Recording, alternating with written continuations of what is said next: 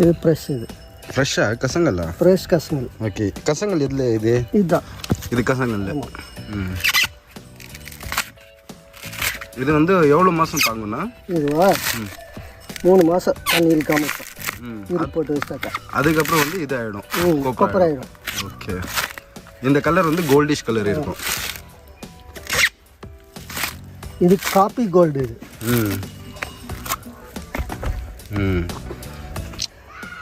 இப்போ இதுதான் வந்து உனக்கு கோல்டு. இதுதான் இப்போ இருக்கிற மாதிரி. இது ஃப்ரெஷ் கோல்டு. Fresh gold. இது வந்து இதுவும் 3 மாதம் தாங்க. 3 மாதம் தாங்க. ஓகே. உரிக்காம வச்சாதான், உரிச்சுனாக்கா தாங்காது.